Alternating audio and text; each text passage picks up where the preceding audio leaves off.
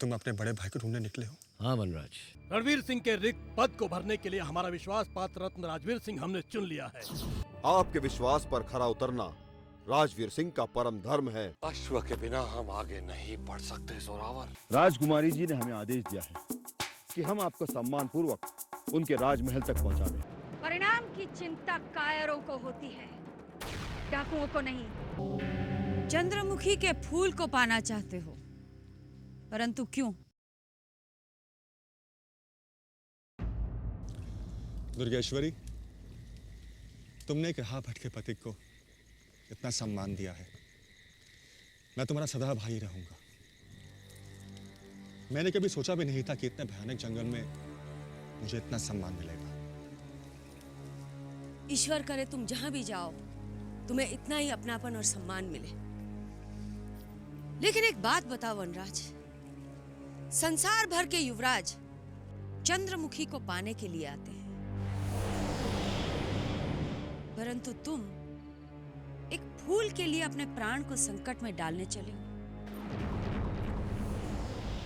आखिर चंद्रमुखी के फूल का रहस्य क्या है? वो फूल मेरे पिताश्री की मुरझाई हुई जिंदगी को फिर से खिला सकता है। मुझे अपनी प्राणों की चिंता नहीं है, पर मुझे अपनी मां को दिया हुआ वचन पूरा करना है। वनराज, तुम्हारा सुदर्शन मुखड़ा बताता है कि तुम राजपुत्र हो, और अगर हमारा अनुमान सही है तो फिर क्या कारण है कि तुम्हें और अब तुम्हारी मां को जंगलों में भटकना पड़ रहा है, महल छोड़कर कुटिया में रहना पड़ रहा है? दुर्भाग्य। महल की राजनीति ने मेरे जन्म को अशुभ करार कर दिया। इसी कारण मुझे देश निकाला दे दिया गया। आप इस मासूम के साथ ऐसा नहीं कर सकते। इसे इतनी बड़ी सजा आप नहीं दे सकते। एक माँ को अपने बच्चे से अलग नहीं कर सकते। आप इतने निर्दयी, इतने पत्थर दिल कैसे हो गए? ऐसा मत कीजिए। मैं इसके बगैर नहीं जी सकती। मैं मर जाऊंगी, मैं मर जाऊंगी, मैं मर जाऊंगी।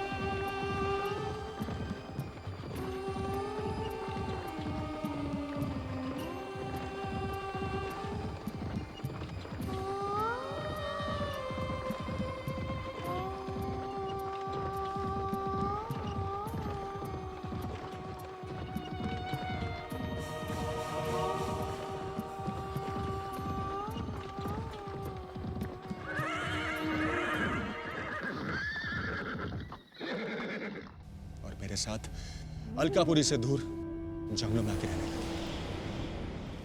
तब से आज तक मैं ही जंगलों में युवा हूँ। तभी एक दिन अचानक पिताश्री के दृष्टिहीन होने का समाचार आया। मेरी मां पर तो जैसे दुखों का पहाड़ टूट गया था। मुझसे मेरी मां का दुख देखा नहीं गया। तभी देवदत्त बाबा ने उनकी दृष्टि लौटाने का एक उपाय बताया और कहा वो चंद्रमुखी का फूल ही है जिससे उनकी दृष्टि वापस आ सकती है। और मैं रूपनगर की ओर चल पड़ा और अब मैं तुम्हारे सामने हूं। बस प्रार्थना करना कि मैं अपनी मां को दिया हुआ वचन पूरा कर सकूं। जो पुत्र अपनी मां की इतनी भक्ति करता हो उसे सफलता कैसे नहीं मिलेगी? मां भवानी अवश्य तुम्हें सफलता देंगी। इतने मधुर वचन सुनकर ऐसा प्रतीत होता है कि मेरे सामने एक डाकू नहीं, एक देवी हो। समझ में नहीं आता तुम्हारी जैसे परोपकारी महिला एक डाकू कैसे बनी? अपना सम्मान, अपनी इज्जत बचाने के लिए मुझे ये पद चुनना पड़ा, वरना कौन महिला चाहेगी इन जंगलों में भटकना? सब हिंसक भूखे पशु हैं।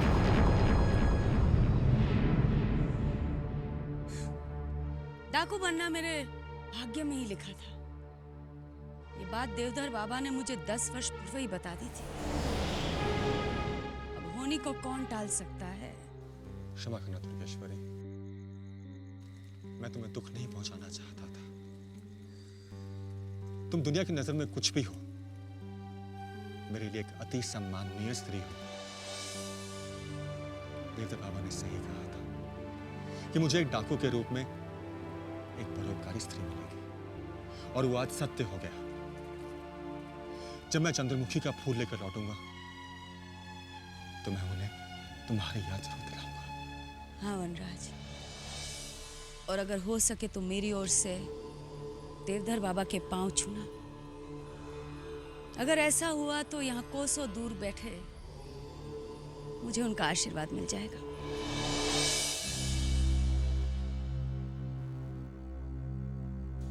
महारानी, महारानी, आप आ गए बाबा। प्रणाम। सदा सौभाग्यवती भव।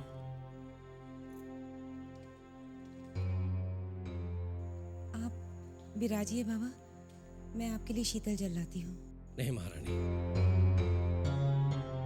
इसकी कोई आवश्यकता नहीं है। आपके नेत्र में छिपे जल को देखकर हमारी तो तृष्णा ही समाप्त हो गई है। आपने हमें जिस उद्देश्य के लिए बुलाया है ये तो हम नहीं जानते, परंतु हाँ, इतना अवश्य जानते हैं कि कोई भारी पीड़ा है जो आपके मन को खाई जा रही है। आप तो अंतर्यामी हैं बाबा, सब कुछ जानते हैं, पर हम ये नहीं जान पाए कि हमसे ऐसी कौन सी भूल होगी बाबा कि सारा गांव हमारे चरित्र पर लांछन लगा रहा है, और हम निर्दोष होते हुए भी लाचार हैं। इस गांव में किसका इतना साहस हो गया है जो आप जैसी देवी पर लांछन लगाने की चेष्टा कर रहा है? कोई एक हो तो बताऊं बाबा। यहाँ तो पूरा का पूरा गांव हमारे चरित्र पर संदेह कर रहा है। आपके चरित्र पर संदेह कर रहे हैं? हे ईश्वर, ये कैसी परीक्षा है तेरी? लगता है गांव वालों की तो बुद्धि ही भ्रष्ट हो गई है। नहीं तो आप जैसे पवित्रता की देवी के पवित्र आंचल पर गांव वाले कभी भी कीचड़ उछालने का साहस नहीं कर सकते हैं।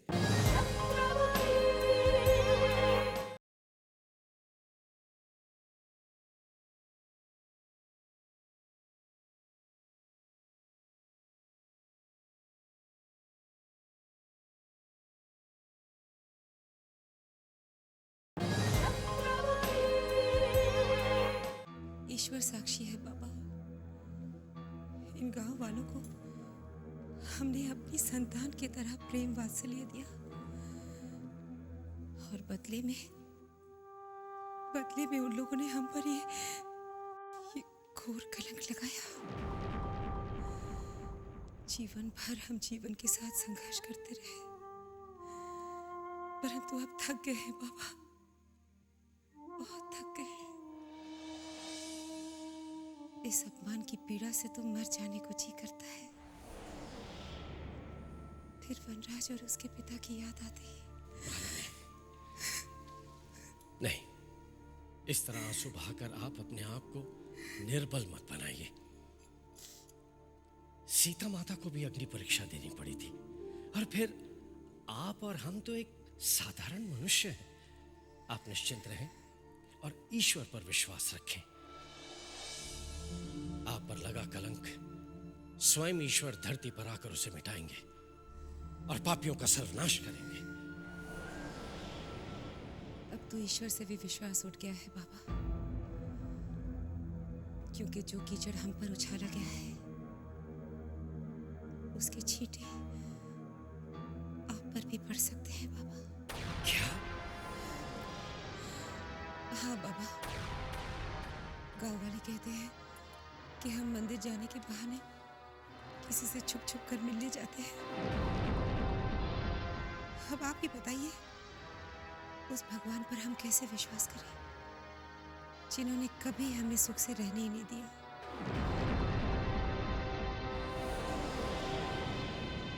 हम महलों से जंगल में आ गए, पति से बिछड़ गए, पुत्र से बिछड़ गए, और अब ये लांछन। बस बस बस महारानी, इसके आगे हम एक शब्द भी सुनने के लायक नहीं रहे। ईश्वर जानता है कि आपके शब्द हमारे कानों में गर्म शीशे की बूंद बनकर गिर रहे हैं। हम आज प्रण करते हैं कि जब तक आपके माथे पर लगा कलंक हम धो नहीं देते, हम चैन से नहीं बैठेंगे महारानी। बस आपसे एक विनती है कि सच्चाई उजागर होने तक आप ऐसा कार्य कोई नहीं करेंगी जिससे आपको पश्चाताप की अग्नि में झुलसना पड़े। हम चलते हैं। प्रणाम।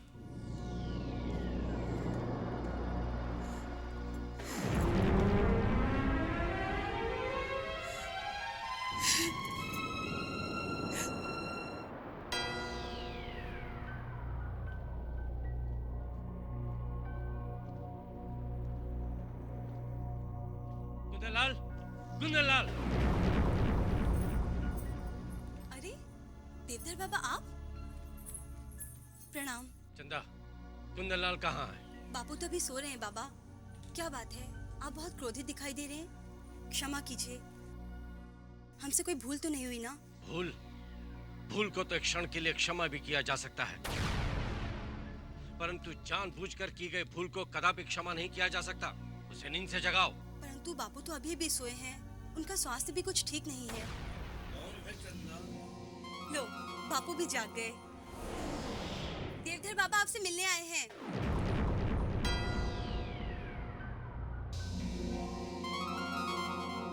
प्रणाम बाबा। अहो भाग्य हो मेरे, जो निर्धन की कुटिया पर आप पधारे। आप खड़े क्यों हैं? भीतर आइए, आपकी सेवा करके मेरा अगला जन्म सुधर जाएगा। अगले जन्म की छोड़ो, इस जन्म की चिंता करो कुंदनलाल। तुमने इस जन्म में वो घोर पाप किया है जो पाप जीते जी तुम्हें नरक में ले जाएगा। जीते जी नरक में ले जाएगा? ये आप क्या कह रहे हैं बाबा? मेरी समझ में कुछ नहीं आ रहा है। इस जन्म में मैंने जानबूझकर एक चींटी तक नहीं मारी, फिर भला मैं नरक का भागीदार कैसे हुआ? तुम जितने भोले बनने की चेष्टा करते हो, उतने ही भीतर से धूर्त हो। तुमने उस देवी का अपमान किया है जो पूरे गांव वालों को अपने कोख से जन्मे बच्चे के समान प्रेम करती है। राम राम राम। हे भगवान, ये मैं क्या सुन रहा हूँ? मैंने किसी पर कोई लांछन नहीं लगाया है। एक और असत्य, तुमने महारानी पद्मावती के चरित्र पर लांछन लगाने की धृष्टता की है कुंदनलाल। नहीं बाबा, नहीं, मैंने महारानी पे कोई लांछन नहीं लगाया है। बेटी चंदा, अब सत्य क्या है तुम ही बताओ बाबा से। सच्चाई तो यही है बाबा, जिसे आप देवी कह रहे, वो देवी होने का ढोंग कर रही है। महारानी साध्वी का रूप धारण करके गांव वालों के सामने मंदिर जाने का ढोंग करती है, किंतु एकांत में वो मंदिर की विपरीत दिशा में जाकर अपने प्रियतम से मिलती है। असत्य, महासत्य। यह सत्य है, परम सत्य है बाबा, और खुले नेत्रों से देखा गया वह सत्य है जिसे कोई अस्वीकार नहीं कर सकता। मैंने स्वयं देखा है। और वो गांव में किशन कन्हैया बनकर घूमने वाला बिल्लू, वो महारानी से चुप चुप कर जाकर मिलता है। यह होकर तुम माँ जैसी महारानी के चरित्र पर लांछन लगा रही हो, लाज नहीं आती तुम्हें? लाज मुझे? अरे लाज तो उस महारानी को आनी चाहिए जो इस आयु में भी अपने युवा पुत्र के होते हुए प्रेम लीला में डूबी हुई है। यदि आपको मेरा विश्वास न हो तो मैं अभी उन लोगों को बुलाती हूँ जिन्होंने स्वयं अपने नेत्रों से सब देखा है। बाला, अरे ओ केसु, मृग्या, तुम लोग जरा यहाँ तो आना। क्या हुआ चंदा? तुम लोग जरा यहाँ तो आना।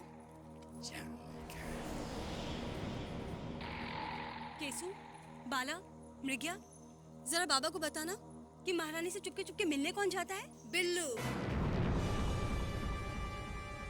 और कल जब बिल्लू महारानी से मिलकर वापस लौट रहा था तो उसके हाथों में क्या था? महारानी की दी हुई एक अमूल्य भेंट थी। आपने सुन लिया ना बाबा? अब आप ही बताइए, असत्य कौन बोल रहा है, मैं या वो महारानी? चिंता, क्या हो गया है तुम्हें? किसी के घर जाना और भेंट स्वीकार करना कोई पाप नहीं होता। एक छोटी सी बात को तुमने इतना फैला दिया। आपको ये छोटी बात लगती है, परंतु ये बहुत बड़ी बात है। बिल्लू के मन में पाप नहीं होता तो वो छिप छिपा कर और सच धज कर नहीं जाता। देख ना, बिल्लू स्वयं ही आपको हकीकत बता देगा। चुप क्यों हो गए बाबा? महारानी का असली रूप वैसा नहीं है जैसा वो दिखाती है। और मैं तो कहती हूँ वनराज भी अपनी माँ की करतूत को जान गया होगा, इसीलिए बेचारा घर छोड़ के भाग गया। आजकल वो गांव में कहाँ दिखाई देता है।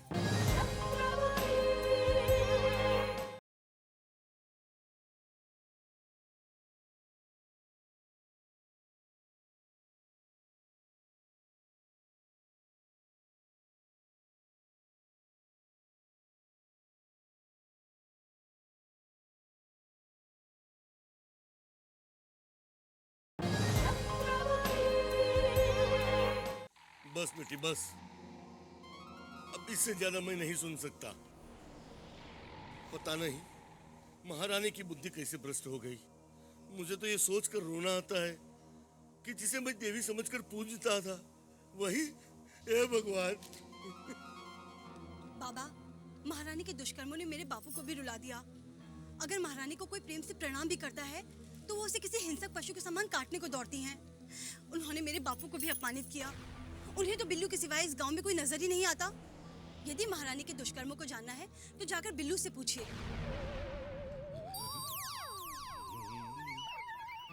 हमें क्षमा कीजिए।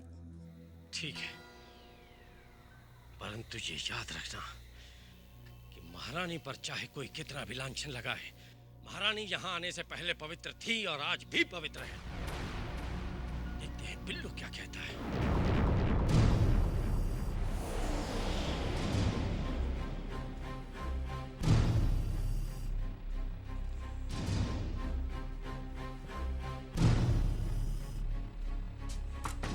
बिल्लू,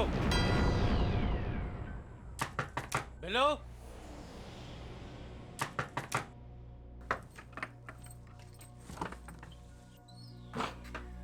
प्रणाम बाबा। सदा सुहागन रहो।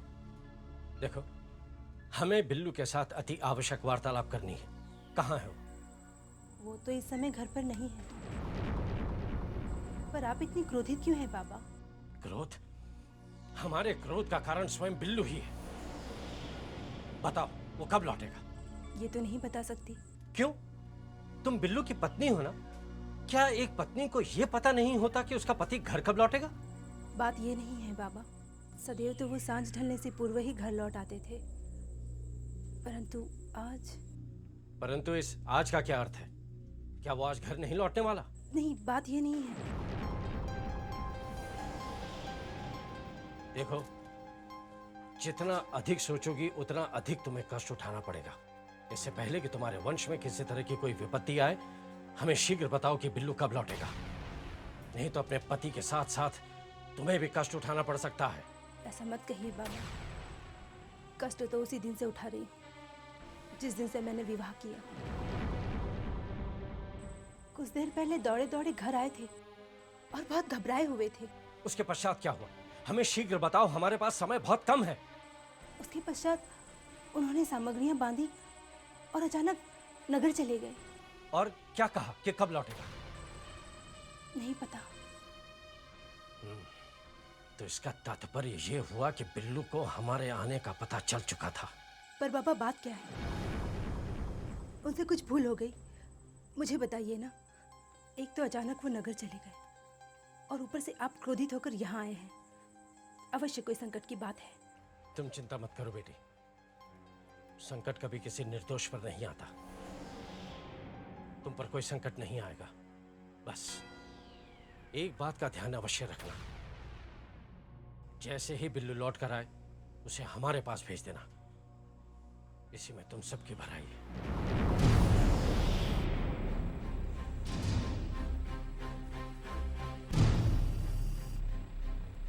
मुझे उठा ले प्रभु। अब तेरे संसार से मेरा मन उठ गया है। महारानी ने मुझे कहीं का नहीं छोड़ा। अब मैं किसी को मुंह दिखाने के लायक नहीं रहा हूँ। अब मैं मेरे प्राण त्याग दूंगा। नहीं बापू, तुम्हें प्राण त्यागने की कोई आवश्यकता नहीं। प्राण तो अब उस महारानी को त्यागने होंगे जिसने तुम पर झूठा लांछन लगाया है। अरे लांछन तो लांछन ही होता है बेटी। अब जीवन भर गांव वाले मुझे ताने देंगे। ये भगवान, मैंने जीवन भर तेरे भजन कीर्तन किए और तूने बदले में मुझे ये पल दिया। अगर भक्तों के साथ ये अन्याय होता रहा तो भगवान पर विश्वास कौन करेगा? और तो और देवधर बाबा भी मुझ पर विश्वास नहीं कर रहे हैं। महारानी ने अब तो मुझे साधु संतों की दृष्टि से भी गिरा दिया है बेटी। तो कौन सा पहाड़ टूट पड़ेगा हमारे माथे पर? अरे देवधर बाबा सीधे साधे महात्मा है और महारानी ने अपनी खाल बचाने के लिए उन्हें ढाल बनाया है। लेकिन महारानी की बातों पर कोई विश्वास नहीं करेगा। क्यों केसु, भला कोई विश्वास करेगा? कदाचित नहीं। मिज्ञा, बाला, अरे जो अपने पति की सगी नहीं हुई वो हम गांव वालों की क्या सगी होगी? और नहीं तो क्या, महारानी में अगर कोई कमी नहीं थी तो भला अपने पति को छोड़कर वो हमारे गांव में आकर क्यों रहती? बाला ठीक ही तो कह रही है। मैंने भी गांव वालों को छुप छुप कर यही कहते हुए सुना है कि महारानी का चरित्र तो शुरू से ही चंचल था, इसीलिए तो उसके पति ने भी उसे दुखी होकर छोड़ दिया। किसी ने सच ही कहा है, इंसान सब कुछ छोड़ सकता है पर अपनी बुरी आदतें नहीं। भले ही महारानी ने अपने पति को छोड़ दिया पर अपनी बुरी आदतें अभी भी पकड़े हुए हैं। तभी तो अपने सुख के लिए पति के पश्चात उन्होंने अपने पुत्र को भी त्याग दिया। जो माँ अपने सुख के लिए अपने पुत्र को त्याग दे, वो माँ नहीं चुड़ैल है। पुत्र न जाने कहाँ भटक रहा होगा और महारानी स्वयं के ही सुख में डूबी हुई है। बेचारा वनराज जब गांव छोड़कर गया तो लज्जा से किसी से मिला भी नहीं। माँ के पाप का बोझ मन में उठाए बेचारा चुपचाप चला गया। देखना, महारानी तिल तिल कर मरेगी। अब बस कर बेटी। महारानी ने अपना चरित्र इतने नीचे गिरा दिया है कि स्वयं गांव वालों के सामने दृष्टि उठाकर नहीं देख सकती। फिर भी बेटी, वो एक स्त्री है और वो भी बिल्कुल अकेली। इसलिए उसे अपने हाल पर ही छोड़ दो। महारानी के किए का दंड स्वयं ईश्वर ही उसे देंगे।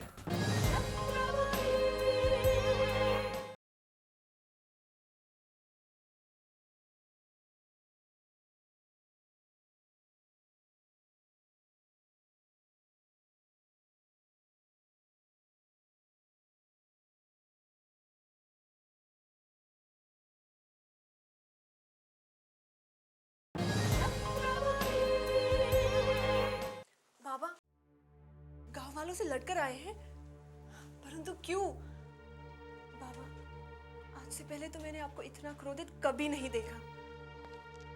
हाँ बेटे, तुम ठीक कह रही हो। आज से पहले हम कभी भी इतने क्रोधित नहीं हुए थे, परंतु क्या करें, महारानी पर लगे लांछन को देखकर हम अपने क्रोध को वश में नहीं कर सके। वनराज की अनुपस्थिति में एक तो महारानी पहले से ही दुखी और दूसरे ये गांव के मनचले उन्हें और अधिक सताने लगे। बाबा, क्रोधित होने से समस्या तो दूर नहीं होगी। उन्हें बुलाकर भी तो समझाया जा सकता था।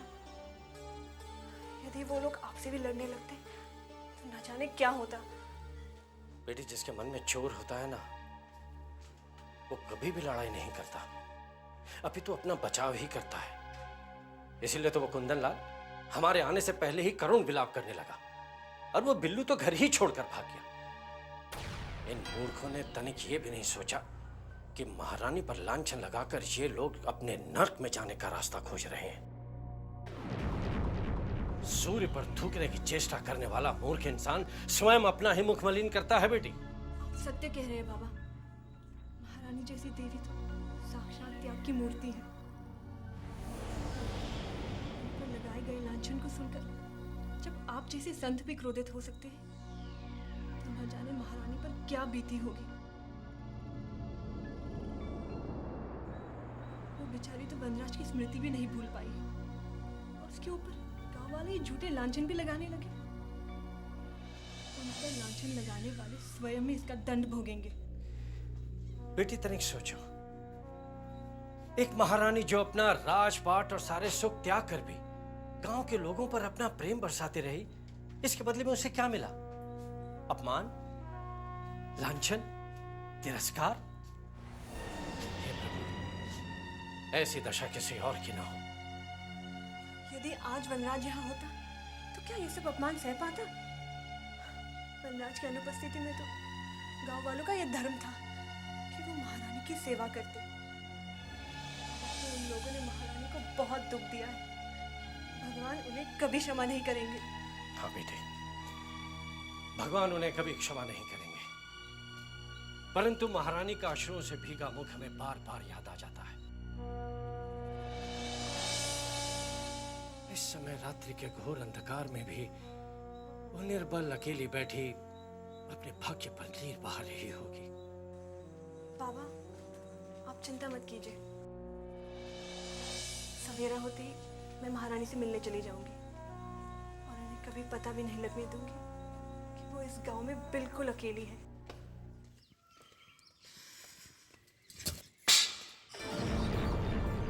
हे भगवान, ये कैसा अपशकुन हो गया? अब हमारे साथ और क्या होने वाला है?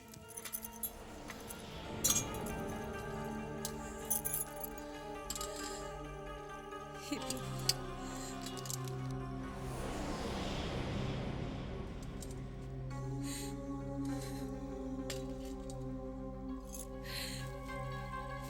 हे ईश्वर, ये कैसी परीक्षा ले रहा है तू? हमने ऐसा कौन सा पाप किया है जिसके लिए तू हमें दंड दिया जा रहा है? महल की एक झलक दिखाकर हमें जंगलों में लाकर पटक दिया। हमारी कोख ने वनराज के रूप में एक राजकुमार को जन्म तो दिया, परंतु उस राजकुमार को तूने जंगलों में भटकने का अभिशाप दे दिया। पहले पति से जुदा किया, फिर पुत्र से। इससे भी तेरा मन नहीं भरा तो तूने हमारे चरित्र पर ही प्रश्न चिन्ह लगा दिया। नहीं प्रभु, नहीं, नहीं।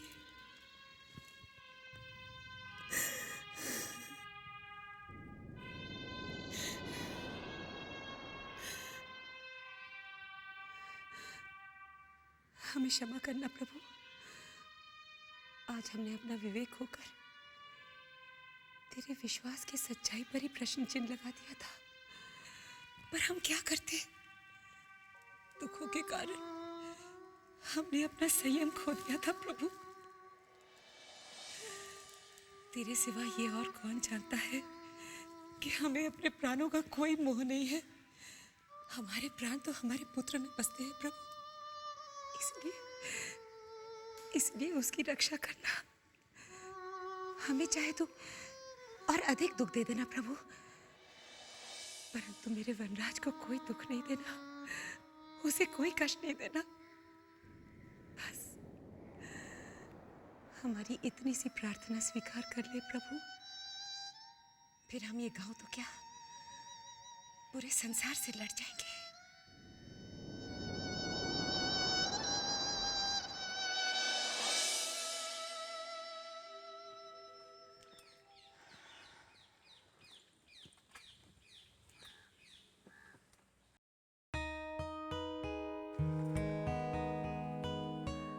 महारानी जी, अरे कस्तूरी, तुम यहाँ कैसे?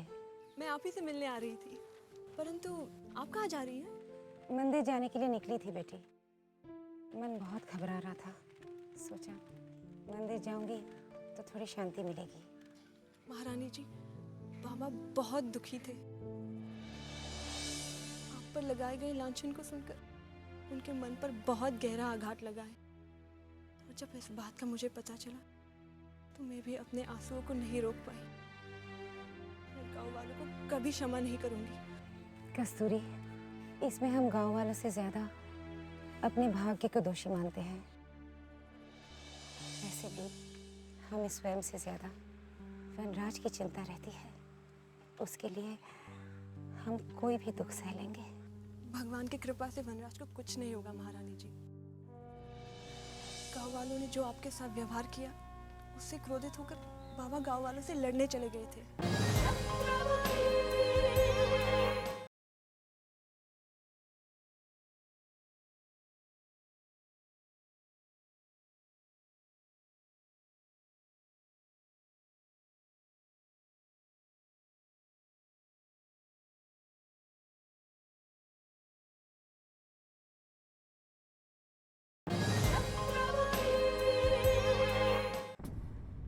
गांव वालों ने मुझ निर्दोष पर जो लांछन लगाया, उसका फल ईश्वर उन्हें एक दिन जरूर देंगे।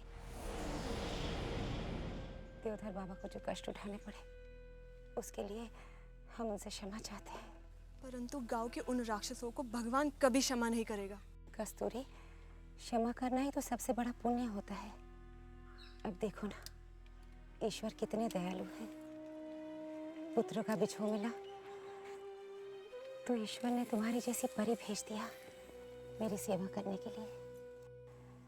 अब तो हमें बस यही चिंता है कि कब वनराज की लंबी यात्रा समाप्त हो और चंद्रमुखी के महल से वो फूल लेकर शीघ्र लौट आए।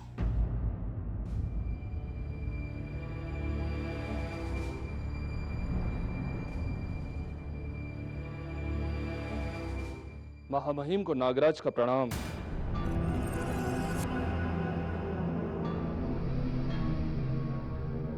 ये क्या महामहिम, आप इतनी छोटी सी असफलता से इतना निराश हो रहे हैं? देखिए, आपके उदास होने से ये राजमहल कितना सूना सूना सा लगने लगा है।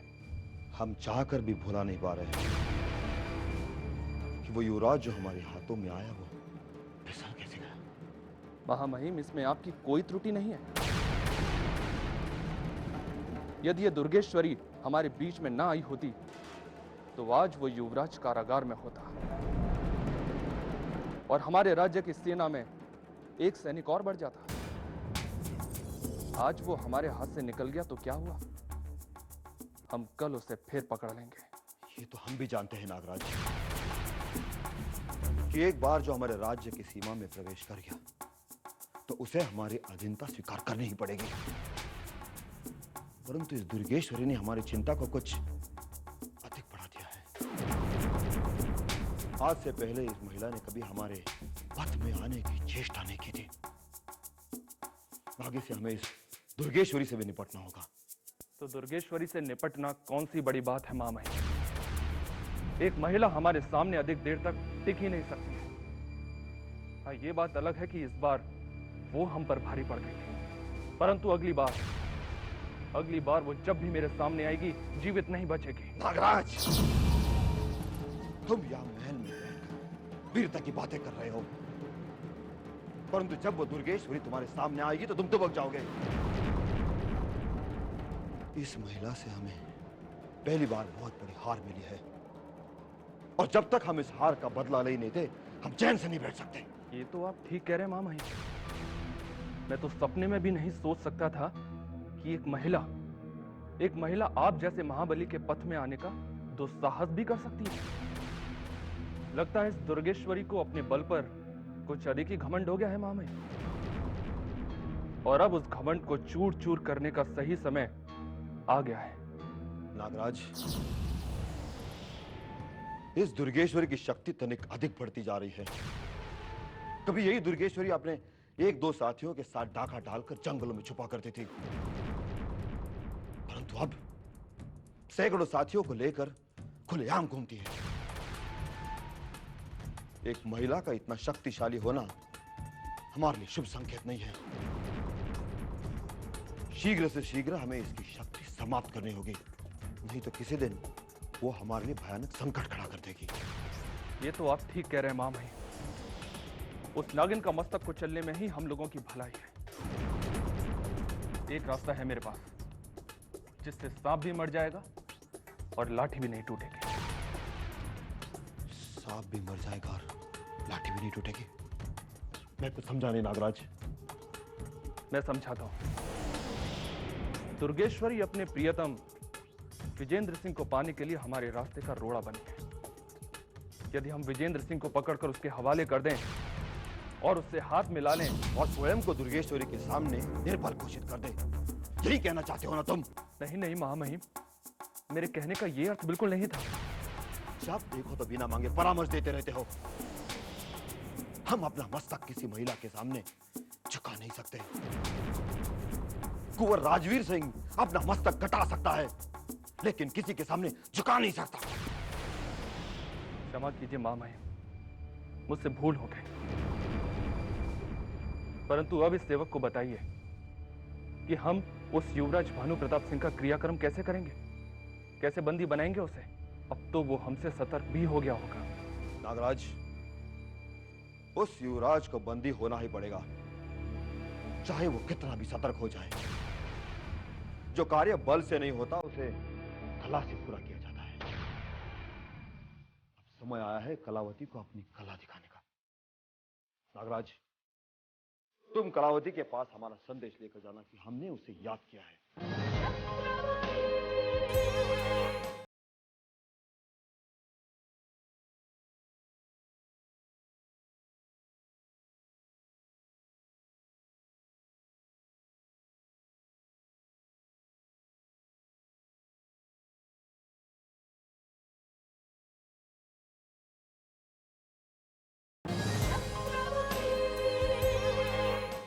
तुम कलावती के पास हमारा संदेश लेकर जाना कि हमने उसे याद किया है।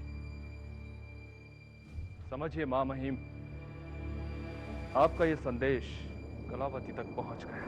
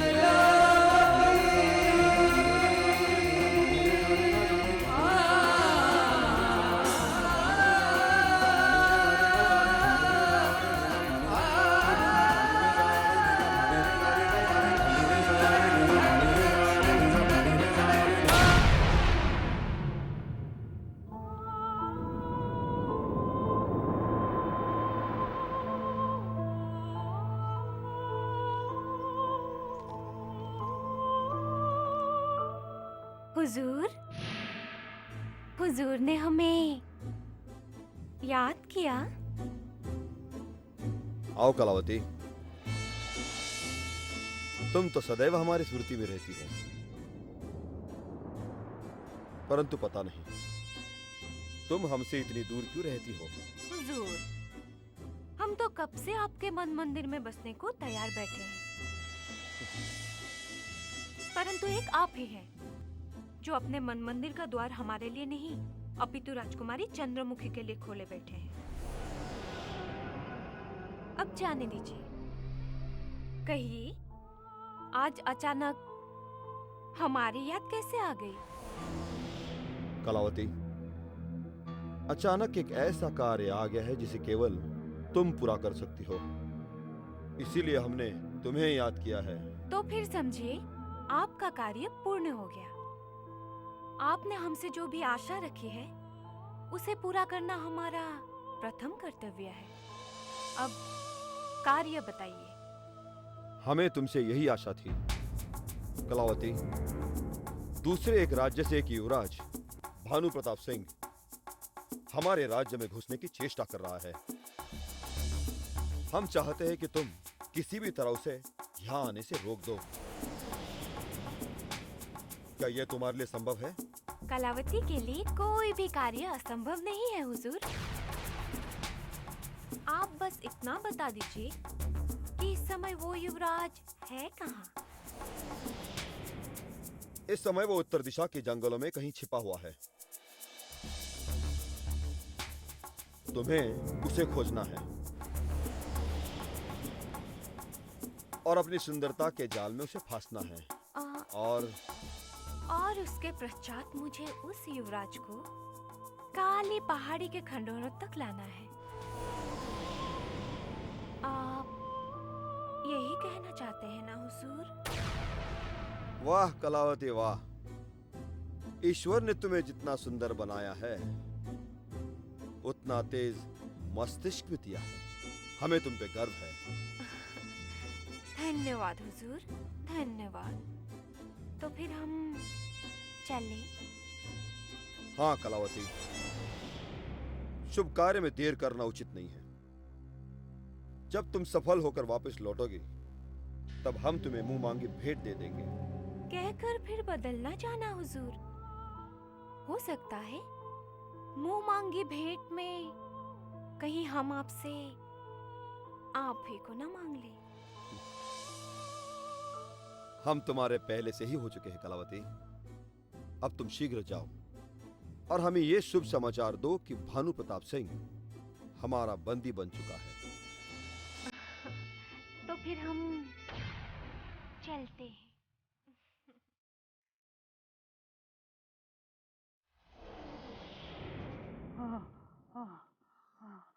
और कितना चलाएंगे युवराज? अब तो चलते चलते पाँव में छाले पड़ गए। थोड़ा विश्राम कर लें। थक तो हम भी बहुत गए हैं जोरावर, पर ये सब तुम्हारे कारण हो रहा है। मेरे कारण हो रहा है? और नहीं तो क्या? क्या तुम्हारी इस आलस्य बुद्धि में इतना भी नहीं हुआ कि भागते समय घोड़े साथ लेकर भागूं? यार तो मेरी बुद्धि में आया था युवराज, किंतु बैठने का समय ही नहीं मिला। वो रूपनगर के मंत्री गण के घोड़े उस युवती डाकू को देखते ही अकेले दौड़े। यदि हमारे पास एक घोड़ा होता, चंद्रमुखी के समीप खड़े होते।